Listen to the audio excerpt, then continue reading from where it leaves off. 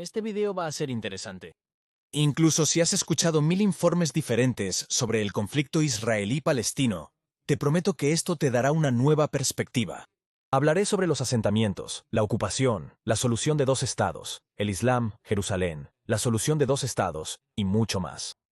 Antes de analizar la narrativa palestina, una breve advertencia de contenido sensible. Me gustan los hechos. Si no te gusta lo que estoy diciendo, entonces tráeme hechos que contradigan lo que estoy diciendo. Si digo que Jerusalén no se menciona en el Corán, o que los judíos dijeron sí a su plan de partición en 1947 y los árabes dijeron no, o que no existía tal cosa como los palestinos en el siglo XVIII, entonces siéntete libre de demostrarme que estoy equivocado.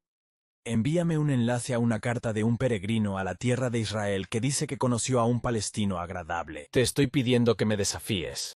Si solo me escribes que soy sionista, o que estoy parcial, o que he recibido dinero del gobierno israelí para hacer este video, esos en realidad no son argumentos. Y para tu información, estoy completamente en contra del actual gobierno de Israel. A diferencia de la mayoría de países árabes musulmanes, Israel es una democracia. No tengo miedo de que el gobierno me impida expresar mis pensamientos. Israel no es República Islámica de Irán, ni República Árabe Siria, ni República Árabe de Egipto, ni Arabia Saudita ni Gaza. Y no elimino comentarios. Algunos apoyan completamente a Israel, otros lo rechazan totalmente. Estoy apuntando a un término medio. Si recibo dislikes y comentarios inteligentes, entonces sé que este video ha llegado al público correcto. Pero sabes, da like y suscríbete.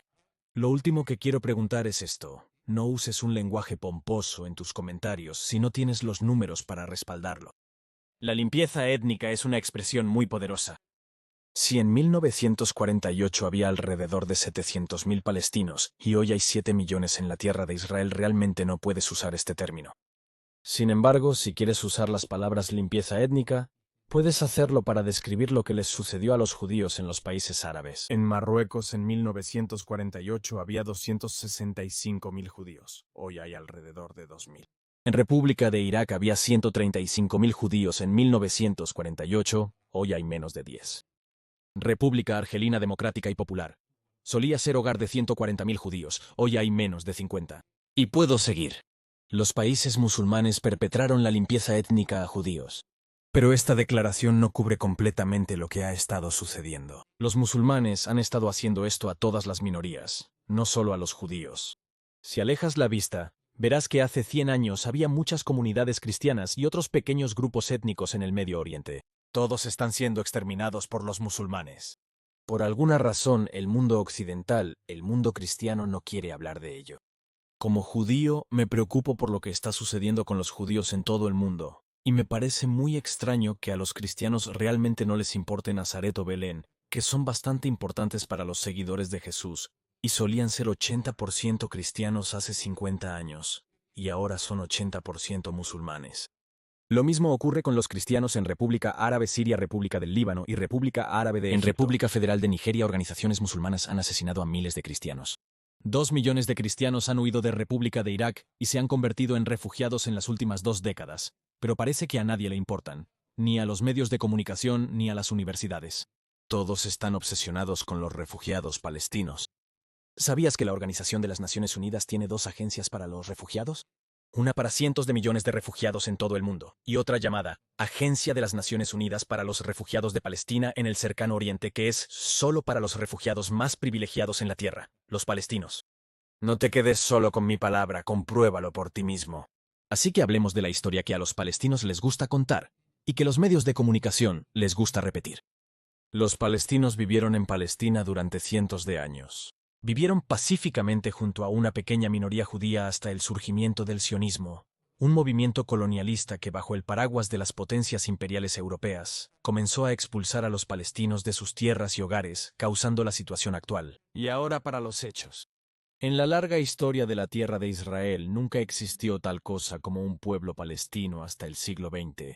Millones de peregrinos han venido a la tierra de Israel durante los últimos 3000 años.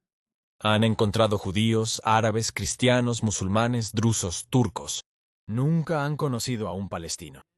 Ahora podrías decir, independientemente de si han existido como nación, todas las personas deberían disfrutar de los derechos humanos y todas las personas deberían tener el derecho de identificarse como deseen. Y estoy de acuerdo. Tienes el derecho de identificarte como quieras, pero no tienes el derecho de reinventar la historia. Y la historia de la región es muy clara. Posiblemente este es el terreno más documentado en el mundo. Hay un libro muy bueno, muy antiguo y popular, sobre las conexiones de los judíos con Judea. Se llama la Biblia. Ahora espera. Sé lo que estás pensando. Dirá que Dios otorgó esta tierra a los judíos. Y no, si crees que Dios le dio esta tierra a los judíos, genial. Y si no, también genial. El punto innegable es que hay una fuerte conexión entre los judíos y la tierra de Israel. Hay miles de libros de los últimos 3000 años que escriben sobre los judíos y la tierra de Israel, y en excavaciones arqueológicas encontramos monedas judías, textos judíos y artefactos judíos.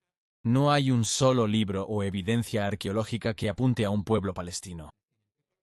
¿No te gusta lo que estoy diciendo? Entonces demuéstrame que estoy equivocado. Pero es mucho más que eso. La conexión de los cristianos y musulmanes con Jerusalén se basa en la conexión judía. Jesús era judío. Y la conexión de los musulmanes con Jerusalén también se basa en los judíos. Déjame explicar. Iría incluso más lejos y diría que Jerusalén nunca fue la capital de un imperio musulmán. Siempre fue el Cairo, Damasco o Bagdad. Jerusalén fue principalmente importante para los musulmanes cuando estaban luchando contra los judíos o los cristianos. Jerusalén solía ser una ciudad descuidada bajo el gobierno musulmán. Esto tiene sentido ya que Jerusalén, que se menciona unas 600 veces en la Biblia judía, ni siquiera se menciona una vez en el Corán. El capítulo 17 del Corán habla sobre el viaje nocturno de Muhammad. Ascendió desde Al-Aqsa, que significa la mezquita más lejana. ¿Cómo llegó a asociarse con Jerusalén? Para entender esto, necesitas volver a los judíos. Los judíos tenían 2 templos en lo que ahora se conoce como Monte del Templo. Los templos estaban ubicados en el sitio más sagrado para los judíos, que en la cima del monte Moria. El primer templo fue destruido por los babilonios y el segundo fue destruido por el Imperio Romano. 60 años después de que los romanos destruyeron el templo, los judíos se rebelaron nuevamente, y los romanos cambiaron el nombre de la región de Judea a Palestina, y así es como surgió el nombre. Se pretendía desconectar a los judíos del nombre Judea. 700 años después de la destrucción del templo, los musulmanes colonizaron la tierra de Israel y dijeron que Mahoma ascendió al cielo desde el lugar donde se encontraban los templos judíos. Ahora podrías estar preguntando, ¿qué? Los musulmanes creen que Mahoma ascendió al cielo desde el mismo lugar exacto que es el sitio más sagrado para los judíos. ¿Y esto no está escrito en el Corán? Sí, y si te parece extraño, es porque no conoces Jerusalén. Nada hace un lugar más sagrado que la competencia con otra religión. Los musulmanes tomaron el lugar que era el más sagrado para los judíos, 1500 años antes de la existencia del Islam, y lo hicieron su tercer lugar más sagrado. ¿No me crees? Aquí tienes un folleto del Waqf en las autoridades musulmanas que dicen que esta es la ubicación del templo del rey Salomón. Aunque lo que estoy diciendo aquí es historia muy básica, hay una buena posibilidad de que no sepas sobre ello. Y no te culpo. Escuchas tanto sobre el conflicto, pero los medios tienden a olvidar lo básico. Jerusalén siempre fue el centro de la vida judía. Los musulmanes dan la espalda a Jerusalén cuando rezan hacia la Meca y los judíos rezan hacia Jerusalén. Cuando los judíos se casan, parte de la ceremonia es decir que nunca olvidaremos Jerusalén. Los judíos casi siempre han vivido en Jerusalén, incluso bajo las condiciones más duras. Desde el siglo XIII, los musulmanes no han permitido que los judíos oren en su lugar más sagrado, el monte del templo, y los judíos han tenido que pagar impuestos adicionales y sufrir acoso. Incluso han tenido que pagar a los musulmanes una tarifa para rezar en el Muro de los Lamentos, el lugar más cercano al monte del templo donde se les permitía rezar. La islamización de los lugares judíos no solo ha ocurrido en Jerusalén. En Hebrón, una de las 4 ciudades que son sagradas para los judíos, se encuentra la cueva de los patriarcas, que según la tradición es el lugar donde fue enterrado Abraham. Para humillar a los judíos, los musulmanes no les permitieron entrar al edificio, y a los judíos solo se les permitía subir hasta el 7º escalón. Solo en 1967, cuando Israel liberó Hebrón, se permitió a los judíos, por primera vez en 700 años, entrar al segundo lugar más sagrado para los judíos. ¿Por qué digo liberó Hebrón y no conquistó? Llegaré a eso en un minuto. Y ahora llegamos a la parte interesante, el siglo XIX y el sionismo.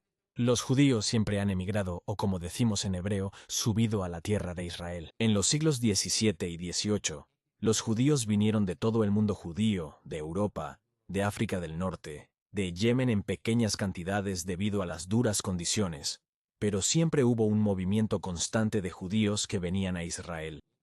El primer congreso sionista se celebró en 1897, pero 50 años antes, en la década de 1850, había más judíos que musulmanes en Jerusalén. En el resto de la tierra, sí, había más musulmanes, pero es importante saber que incluso antes del inicio del movimiento sionista, había docenas de asentamientos judíos en la tierra de Israel. En las últimas décadas del Imperio Otomano, como en todos los imperios, había muchos grupos diferentes. Algunos grupos crecieron, otros menguaron, algunos adquirieron tierras, otros las vendieron. Muchas potencias europeas compraron tierras para instituciones, y algunos grupos, principalmente alemanes y estadounidenses, se establecieron en la tierra de Israel para acelerar la segunda venida de Jesús. Muchos grupos diferentes. Ningún grupo se describió como palestino. El primer congreso sionista tuvo lugar en 1897. El movimiento sionista fue un movimiento nacional. No colonialista ni imperialista, sino nacional, uno de muchos. Esta fue la época de la caída de los imperios, el imperio alemán, el imperio austrohúngaro y el imperio otomano, y del surgimiento de los movimientos nacionales. Y el movimiento sionista fue el movimiento nacional de los judíos. Es tan simple como eso.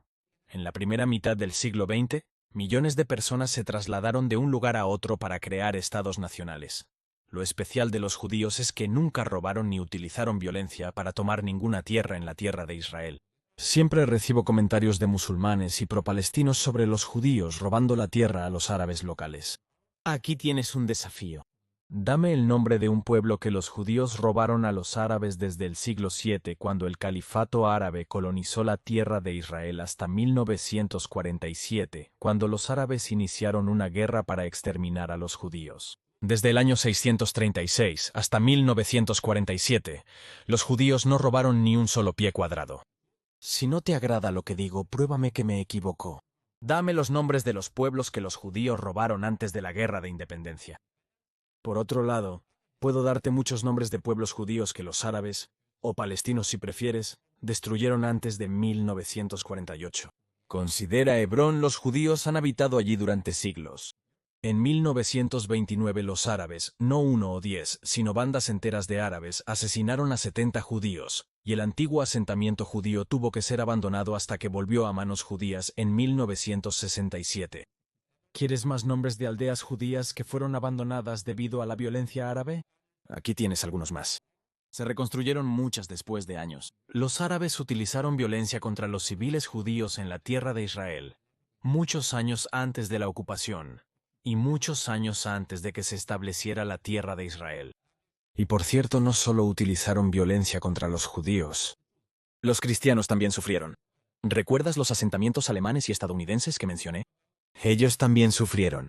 John Steinbeck, novelista estadounidense, tenía una granja cerca de Jaffa, o al menos la tenían hasta que los árabes irrumpieron y asesinaron al tío abuelo de Steinbeck y agredieron sexualmente a su esposa y a su hija. Aquí hay una anécdota interesante. Dos otros grandes novelistas estadounidenses, Mark Twain y Herman Melville, visitaron la tierra de Israel y, al igual que cientos de otros peregrinos, escribieron sobre lo descuidada que estaba la tierra, y muchos escribieron sobre lo violentos que eran los árabes locales. De 1917 a 1948, británicos y franceses controlaron Medio Oriente. Los judíos culpaban a los británicos de ser pro-árabes y los árabes culpaban a los británicos de ser pro-judíos. Lo contaré tal como fue. Los británicos eran pro-británicos. Tenían dos intereses principales en la región: que el petróleo fluyera desde República de Irak hasta el puerto de Haifa y asegurarse de que el canal de Suez permaneciera abierto. Y debido a que ambos intereses estaban en manos de los árabes, eran pro-árabes. Hasta la fecha es muy de moda estar en contra de las potencias coloniales. Y por supuesto que hicieron mucho daño. Pero me parece absurdo que los pro-palestinos sean anticoloniales, ya que fue el Imperio Romano el que le dio el nombre de Palestina a la zona, y el Imperio Británico el que le dio sus fronteras. Cuando los británicos y los franceses trazaron líneas en los mapas, inventaron dos naciones que nunca antes habían existido: los palestinos y los jordanos. Otro hecho que a menudo se pasa por alto es que los pro-palestinos siempre están hablando de inmigrantes judíos que vienen de Europa. Nadie habla de los árabes que llegaron a la tierra de Israel. Cientos de miles de árabes de República Árabe de Egipto, República Árabe Siria y otros lugares entraron a la tierra de los británicos y ahora se ven como palestinos nativos. Es difícil estimar el número de árabes que ingresaron a la tierra de Israel entre 1917 y 1947 para trabajar para los británicos, ya que las fronteras estaban abiertas, pero el número está en los cientos de miles. Probablemente, cerca de la mitad de la población de Gaza llegó a la tierra de Israel durante el tiempo del mandato británico. Sus apellidos generalmente dan una pista hacia el origen real de su familia. Me parece absurdo que personas como mi bisabuela, que llegó a Israel desde Europa Oriental en la década de 1920 después de soñar con una patria judía durante generaciones, sean vistas como colonizadoras blancas, mientras que los egipcios que vinieron a trabajar para los británicos en 1945 sean vistos como palestinos nativos. Ahora podrías estar diciendo, ¿a quién le importa de dónde vinieron y si han estado aquí durante generaciones? Tienen derecho a la autodeterminación. Y de nuevo, estoy de acuerdo. En 1947, la Organización de las Naciones Unidas propuso la división de la tierra en un estado judío y un estado árabe. Los judíos aceptaron y los árabes rechazaron, iniciando una guerra para eliminar a los judíos. La mañana después de su plan de partición, los palestinos atacaron a un autobús y asesinaron a 5 judíos. Así es como comenzó la guerra. Se les ofreció un estado, dijeron que no y comenzaron a asesinar a civiles judíos. No se salvó ni un solo judío en todos los lugares que cayeron en manos de los palestinos locales. Por suerte para nosotros, después de 15 meses de luchar contra los árabes locales y los 5 ejércitos árabes que invadieron Israel, ganamos. Y sí, durante la Guerra de Independencia se destruyeron muchas aldeas árabes, y alrededor de 700.000 personas fueron desplazadas. Eso es lo que sucede cuando intentas exterminar a tus vecinos. Es posible que pierdas y tengas que pagar el precio. Al mismo tiempo, 800.000 judíos fueron brutalmente expulsados de los países musulmanes. Por alguna razón, a nadie le importa a ellos ni quiere contar su historia. Se han escrito millones de artículos y documentos sobre los palestinos que tuvieron que evacuar sus hogares debido a una guerra que ellos iniciaron. Sin embargo, se ha escrito muy poco sobre los judíos que vivían en países musulmanes que fueron sometidos a pogromos y tuvieron que huir, a pesar de que eran inocentes. Por favor, dime, ¿por qué te importan tanto los refugiados palestinos? Y sin embargo no te importan en lo más mínimo todos los millones de otros refugiados que tuvieron que huir al mismo tiempo. 14 millones de alemanes, aproximadamente el mismo número de hindúes y musulmanes, ucranianos, armenios, polacos, personas de los Balcanes, y podría seguir y seguir. Los refugiados palestinos son los refugiados más privilegiados del mundo. Algunos dicen que el plan de partición no fue justo, ya que los judíos constituían 1/3 de la población, pero obtuvieron 2/3 de la tierra. A eso diré esto. Los árabes en realidad también obtuvieron lo que ahora se conoce como Reino Hachemita de Jordania, por lo que de hecho los judíos obtuvieron una parte mucho más pequeña. Y también debería agregar que los árabes obtuvieron toda la buena tierra y los judíos obtuvieron la tierra pantanosa y la tierra del desierto. Y ahora voy a declarar un hecho que definitivamente va a molestar a todos los que odian a Israel. Los judíos tomaron la tierra pantanosa y la tierra del desierto e hicieron posible lo imposible. Convertimos la tierra en oro. Israel es pionero en sistemas de riego y sistemas de desalinización. Israel inventó verduras y frutas que pueden crecer en agua salada, y aún así saben dulces. En cuanto a los árabes, gran parte de su tierra está ahora contaminada y contaminada. Después de 1948, los palestinos tuvieron años para establecer un Estado palestino libre, ya que estaban bajo el dominio egipcio y jordano. Sin embargo, no lo hicieron. En 1964, los palestinos establecieron la Organización de los Países Exportadores de Petróleo, o la Organización para la Liberación de Palestina. Ahora esto es interesante.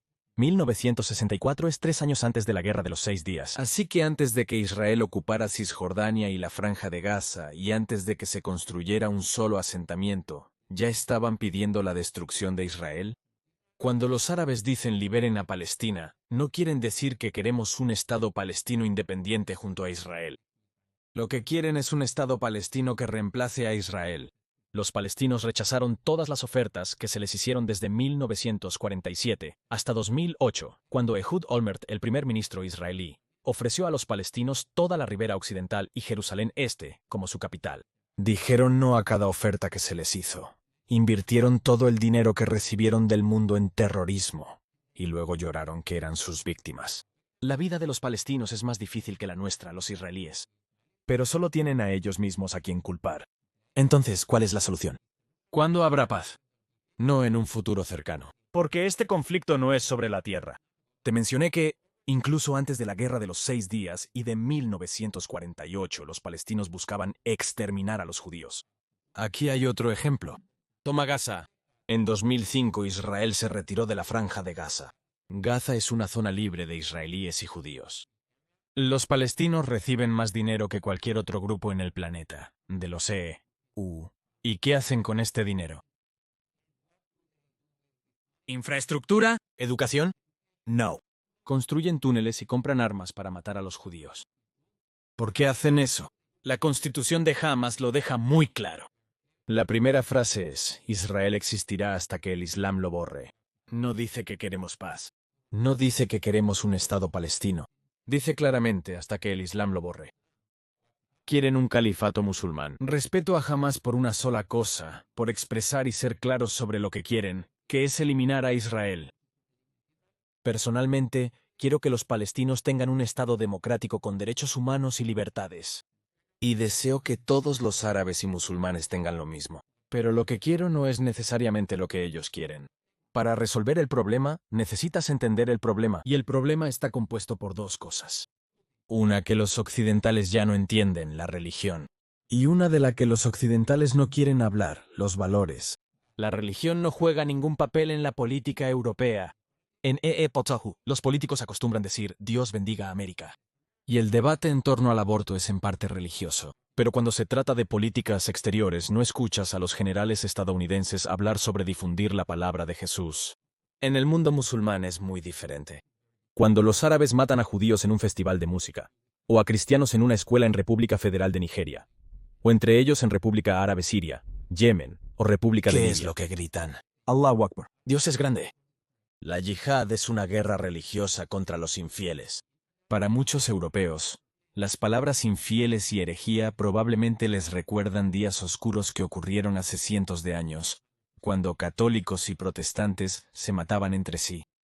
Desafortunadamente, la situación persiste en algunas zonas del mundo musulmán. Solo piensa en las organizaciones de las que escuchas en el mundo musulmán. Hamas, Hezbollah, Yihad Islámica, Estado Islámico, de República de Irak y Siria, Al-Qaeda, Boko Haram, los talibanes. Estas no son organizaciones nacionales. Todas son organizaciones religiosas.